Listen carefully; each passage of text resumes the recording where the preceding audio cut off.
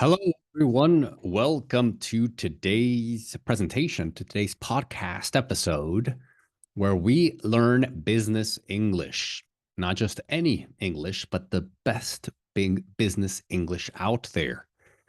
The one that you want to use at work, the one that you want to use professionally. Because as we know, as everyone knows, there's a lot of different levels, and the English that you learn at school is not necessarily the same English that you will use in professional situations. And this is why I prepare my students to speak English in a professional way. So if you want to join my program where we have Zoom classes every day, sessions from all over the world, students from all over, and we talk about these issues, about business issues, about technology, about business, jobs, the market, anything really. And it's very, very interesting and very useful. All my students get great results from the Zoom calls that I have. So if you want to speak to me online on Zoom and join the Zoom call, then send me a message. Okay, so let's get started. We're going to talk about blockchain. All right, blockchain. And first of all, let's break down the word. So blockchain is one word. You can see it in the title here if you're watching the video. If you're listening to the podcast, then you can just imagine block. So you have a blocks. It's like a cube, right? You have a cube. It's a square, but it's a 3D square. So you have blocks. And then a chain is something that is connected. One, for example, you lock your bike with a chain, right? So it's all these loops that are all connected. Okay, so without going into detail, basically blockchain is a type of computer. It's almost like a layer. It's a layer to the internet. It's a layer. It's a style of computing. So even though it's nothing new, right? It's not. I mean, it is new, but it's based on the internet. It's based on computers. It's just a different way of processing, you could say, data, right? So we're not going to go into detail because what I want to focus here is not so much on technology. There's a lot of experts out there that can teach you everything you need to know about blockchain. Here, I'm going to simplify it and just give you the vocabulary, the English that's connected to, the general industry and the general milieu. Okay, so of course, most people when they hear blockchain, they connect it to crypto. And what does crypto stand for? It stands for cryptocurrency or cryptographic currency. So cryptography, it's a science.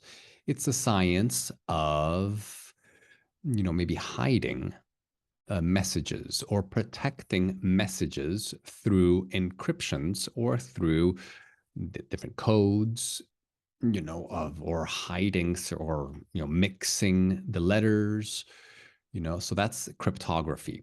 It's how can you encrypt a message, meaning how can you, whether it's with data or information, hide the information so that only the person that is allowed to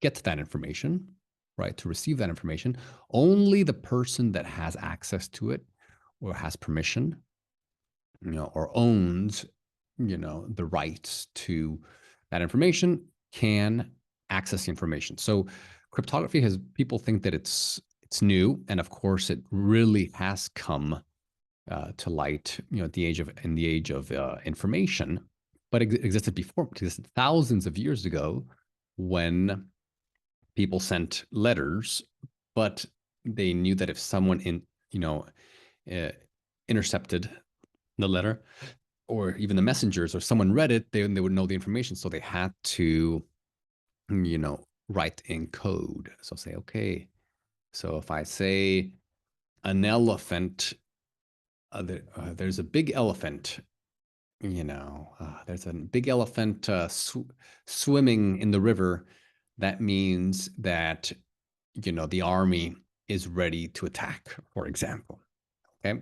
And that's what it, or, different letters, switch different letters or different symbols. That's that's the, that is part of like ancient cryptography, right? And even language is a form of cryptography of, getting information across to people, right? With, but trying to protect the information or the data.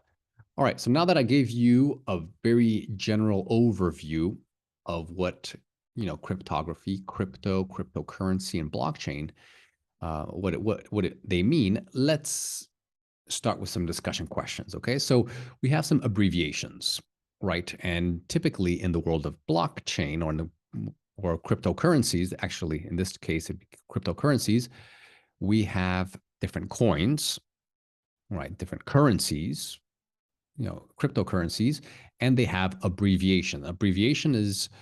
Are typically, shorter letters, that represent the longer word. Okay, so very shorter versions of the word. So for example, we have the BTC. All right, so it's Bitcoin, the biggest, the king of all cryptocurrencies. Then number two, Ethereum. Okay, so here, make sure you check the right pronunciation. I've heard a lot of different pronunciations here. So it's Ethereum, Ethereum, some people say Ethereum, but it's more like Ethereum, Ethereum. Okay, that's probably the best one, but there are a lot of different pronunciations out there. All right, so we have Doge. Doge has been pumping a lot lately because of Elon Musk. Elon Musk, of course, is a big fan of Doge.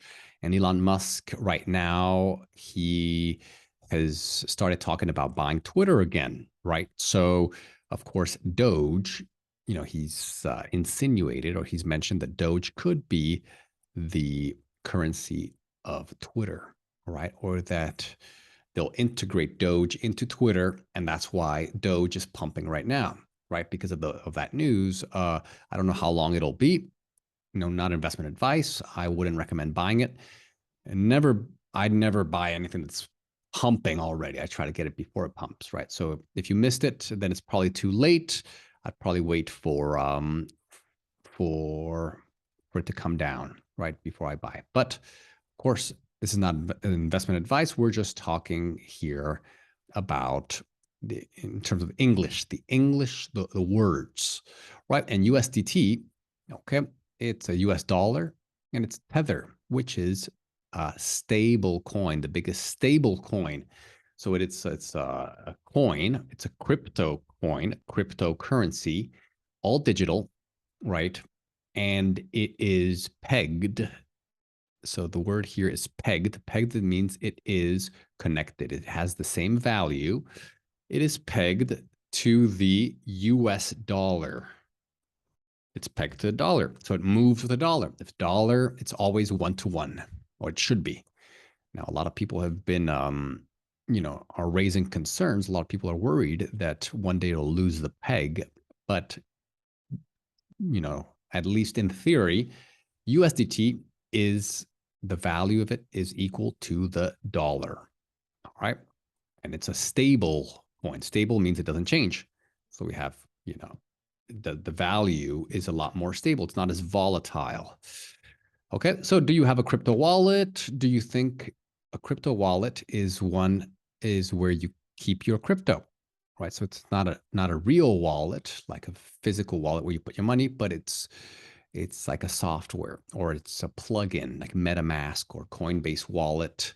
So it's an application, pretty much an application or an extension, a plugin that you download to your computer or to your browser, and then you keep your coins there. All right. Do you think you'll start using one anytime soon? Okay. Any one of these, do you think you would start using crypto maybe, or a crypto wallet? All right, so this is important to discuss these things just in general. Now we're going to look at some great collocations, some great vocabulary words that are connected to crypto. This is very important. So to tamper with means to mess around with, or to change, to falsify, to, you know, misrepresent. So you can tamper with data. That means you manipulate data, you change the data, or you tamper with evidence. If there is a crime, the evidence that you have, you tamper with it, meaning you change something there. You add something, you take something out, you tamper with it. You empower. To empower means to give power to. You can empower women, right? It means that women will get more power. Okay, a lot of women are very empowered nowadays.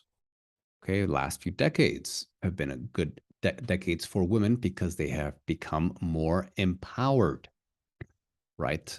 They can work.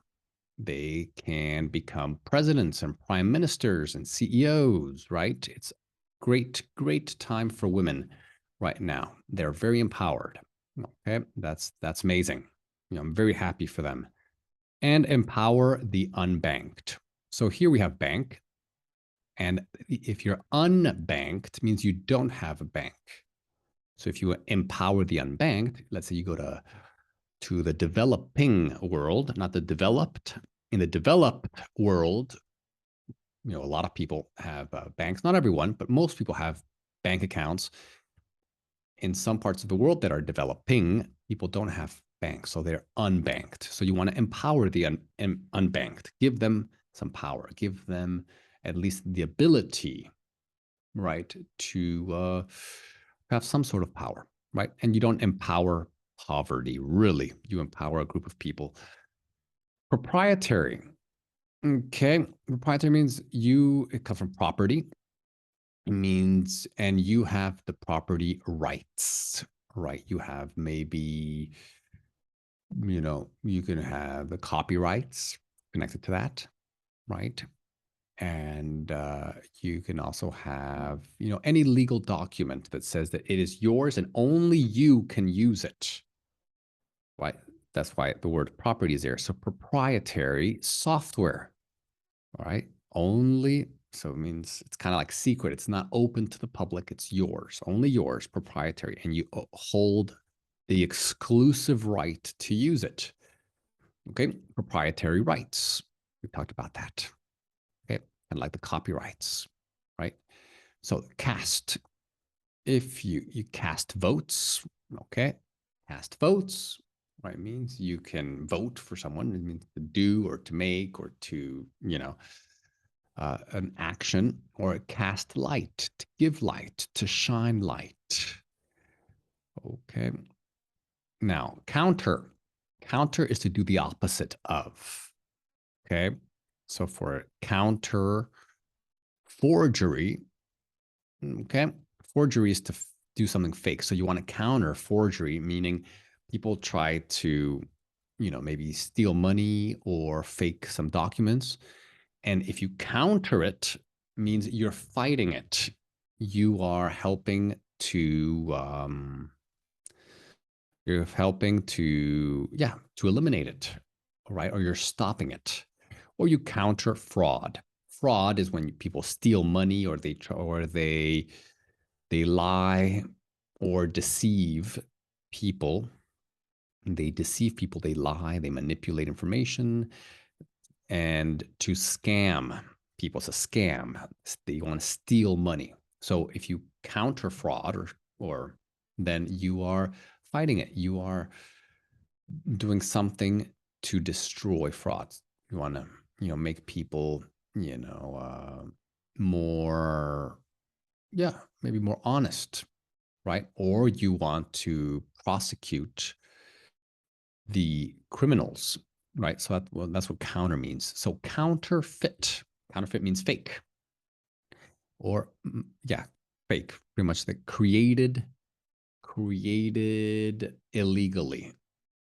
right? Not real. So you have counterfeit goods, okay, and counterfeit drugs. So it's illegal, right? Counterfeit. Okay, good. So you wouldn't say counterfeit information. Okay, counterfeit goods, fake goods, false, yeah, yeah, that would be the best one. It's definitely used with things that are illegal. Immutable means you can't change. So an immutable fact is something, a piece of information, something that happened. Fact is something real that you can't change. An immutable record. Record. If you have a record, it's you have something that you write down something happened or some data or something, and it is immutable, meaning you can't change it. Distributed. Distributed, it's not centralized, it's decentralized. So instead of one person having the power, many people have power, or many people have rights, many people have, hold the, control. That's distributed. So we have a distributed database. Those are becoming more popular. Traditionally, they are centralized databases. Some people say databases. You say database or database. There can be distributed or distributed teams, right? So we have centralized teams where, you have like a boss, a team leader, et cetera, et cetera. And then you have distributed teams, all right, where there's no central leadership. All right, so here let's discuss these statements, right? So working in a distributed team has more advantages than disadvantages.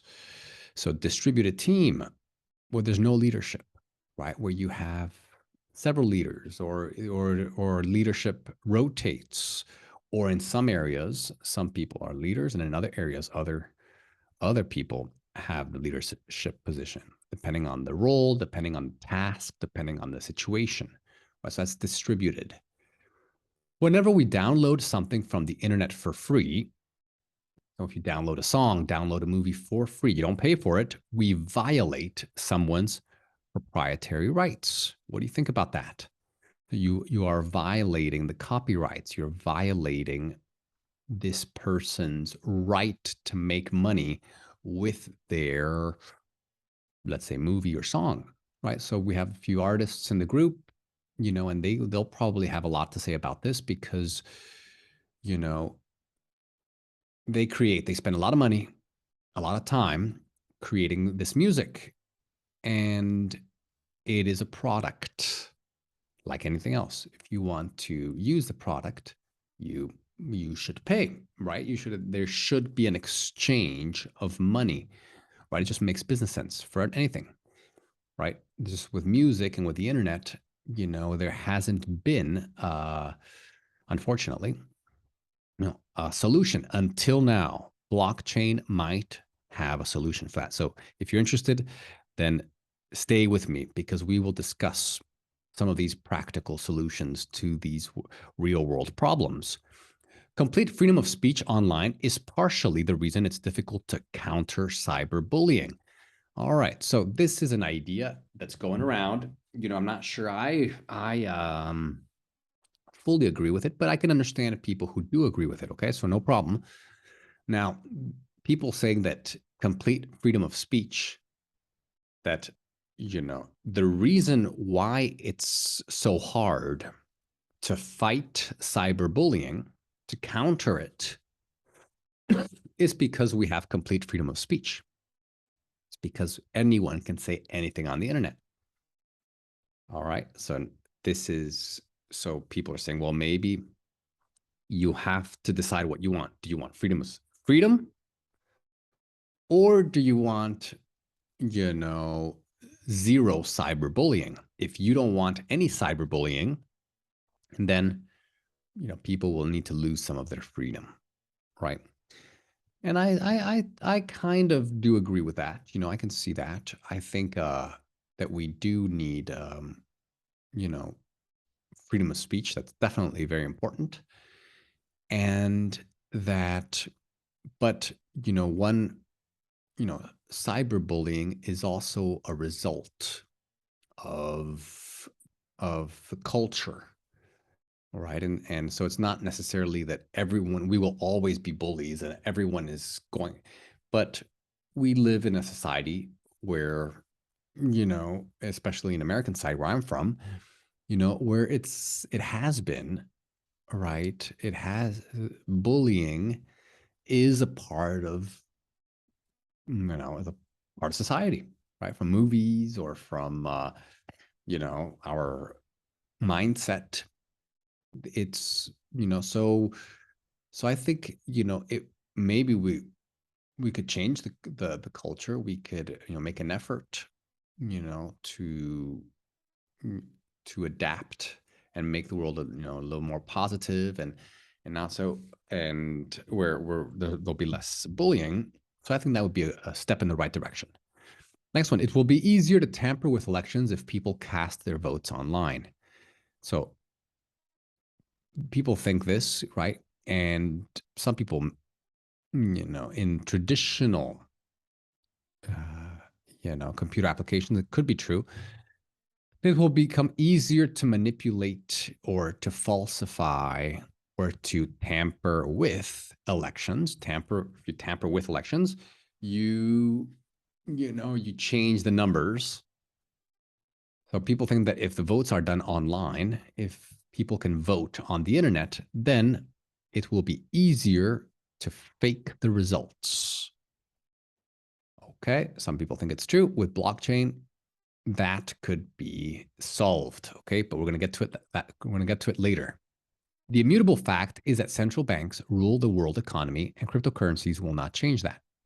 Immutable fact means it's a fact that you can't change. Is that central banks, like the Bank of England, the Federal Reserve, the People's Bank of China, right? These central banks, that they rule the world, that they are the pretty much the kings of the world, right? So some people think that this is an immutable fact that you just have to. You can't. It's not an opinion. It's a fact that they rule the world, right? That they govern through money, right? And that cryptocurrencies are not going to change that. Even if they can try, but they're not going to change that. That's an opinion. Right now, with your partner in class, we're going to discuss if you agree with these or not. And you're going to try to give examples. Okay. All right. So we're going to watch a video also about blockchain applications. If you are part of the program, you're also going to get a video. You can click on that. But before watching, discuss these questions. Have you ever heard the term blockchain? Okay. If you haven't, and if you're interested, then definitely read up on it. I already told you a little bit what it's all about. And do you know what it is? Try to explain it. Okay, so if you want to prepare for class, maybe try to explain what it is. Do you know of any areas it might be used in other than cryptocurrency? Where else can we use blockchain? Very, very interesting. All right, so here you can click on the video and you can watch it. I'm not going to to show it right now because this is just the presentation. I'm going to help you navigate this lesson so that when you come to class, you'll be ready to speak, right? And you don't have to listen to me the whole class.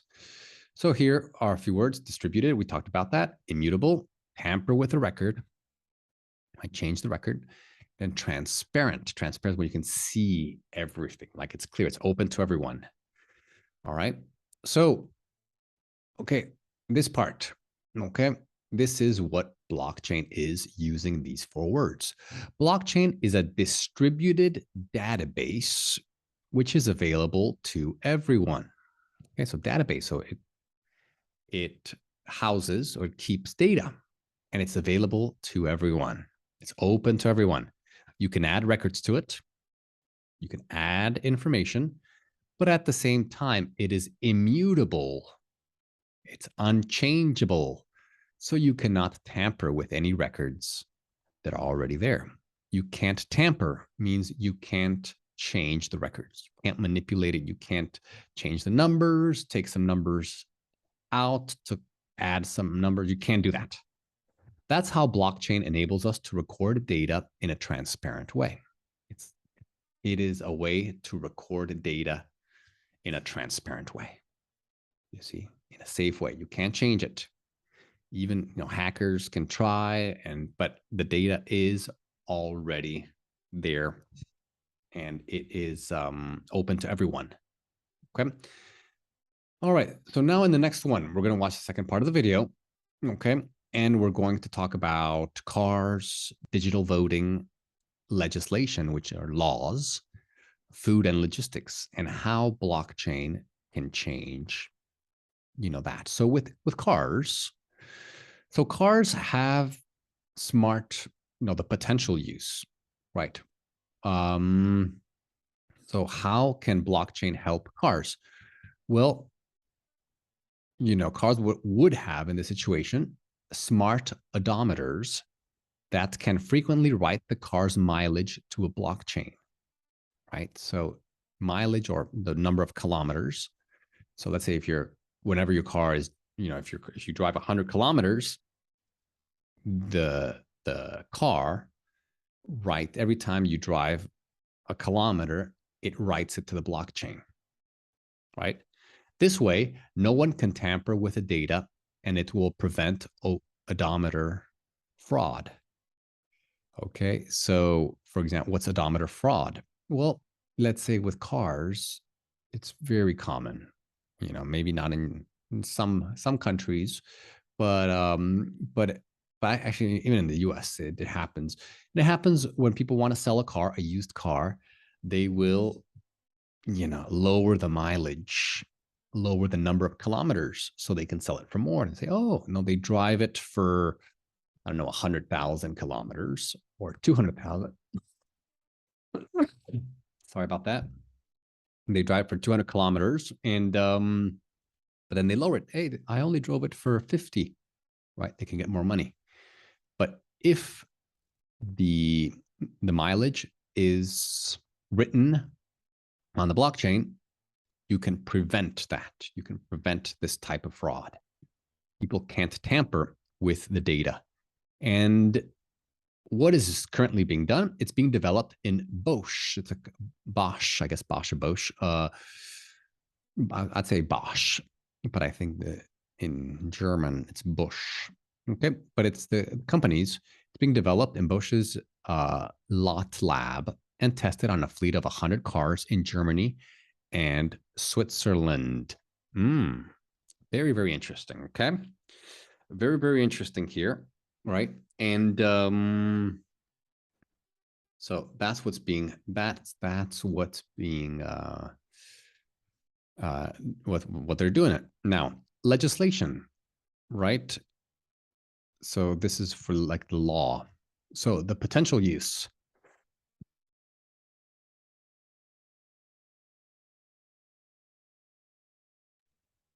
You can keep track of intellectual property or patents.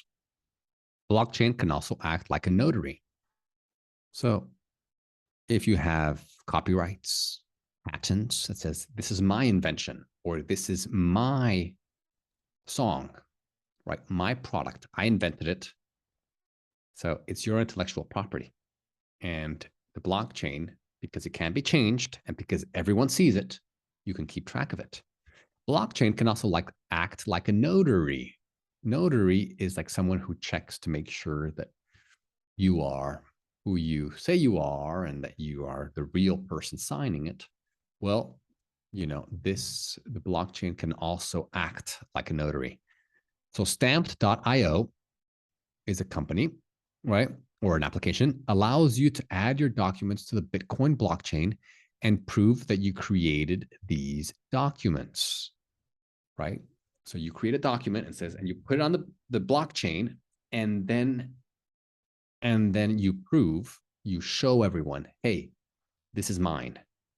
And again, like, it can't be changed, it can't be, tampered with, then everyone can see it, and it is a record. Everyone can access it. Anyone can check it. Blockchains are not on the same level as notaries in a legal perspective yet. Okay, so that's the challenge. Digital voting. Okay, so of course you use a blockchain to cast and store votes, right? for elections. Now, the Swiss company Agora is already working on it, and it's going to be open source. Switzerland, very progressive, very advanced. They're already doing it, because in their elections, they want to make sure that no political party has the power to tamper with elections, right? And with a blockchain, data is authenticated, data is verified, and it's the safest way to make sure that no one has the power to change the results. All right. Now, what's the challenge of this digital voting? Well, compromising privacy of voters so that you don't have privacy, right? So even though your neighbor might not know that who you voted for, the information is somewhere, right? So your privacy you might have less privacy. Okay. And there can also you can also tamper with voting process, by using malware, which, kind of viruses and programs online, that can attack, or denial of service attacks. These are, other ways of kind of stopping people from voting, right? Food and logistics industries. So food, you can track food from harvesting to ending up in the hands of customers. Okay.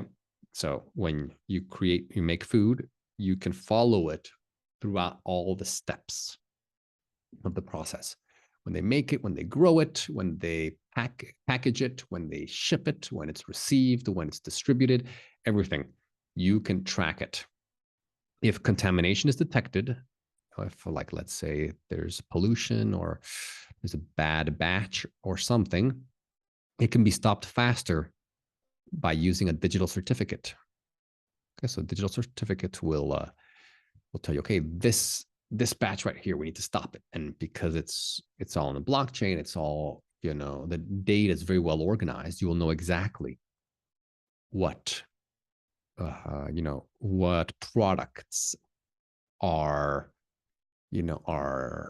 affected. Okay. And logistics, identify counterfeit goods, track packages. Okay. So when you send things, if there's something that's fake, if there's something that's not real, if there's something that's illegal, okay, you can, with blockchain technology, you can check, you can detect, oh, hey, this is illegal. This is counterfeit. This is fake. All right, let's stop it. Let's follow where it goes. And for food, Walmart and IBM are working on it. Okay. So basically, it took them 2 seconds to trace a box of mangoes. So there was a box of mangoes that was infected or had a problem. 2 seconds to know where the box was. What exact box? Right? What store? Okay, so this is very important for consumer safety, right? We need to keep people safe. And for logistics, IBM and I guess it's Maersk are working on a decentralized ledger, right? So all of this. All right. So we're going to talk a little bit about this. So are you surprised by these applications? Which ones of these applications do you think will have the most disruptive nature, meaning that they will change the world the most? Can you think of other ways blockchain might be used? What do you think decentralized systems based on blockchain can be advantageous? Or why do you think? Why do you think these decentralized systems, how can we get advantages from them? Has blockchain already influenced your way of life? Has it already, has it changed your life for better or for worse? If yes, how? Do you think that blockchain technology is revolutionary or just a passing hype?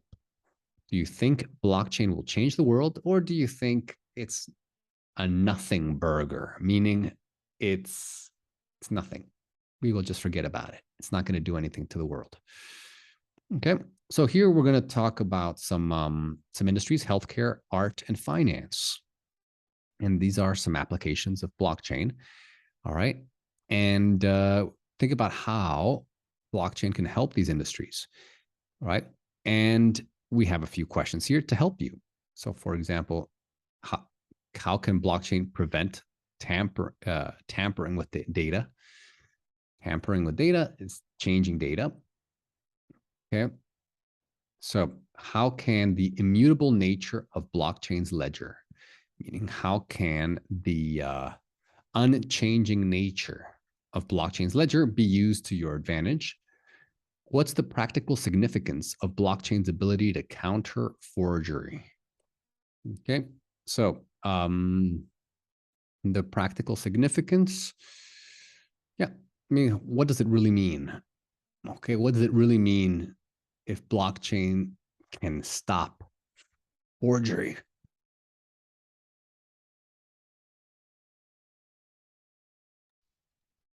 And how can blockchain technology empower unbanked people? How can blockchain help poor people?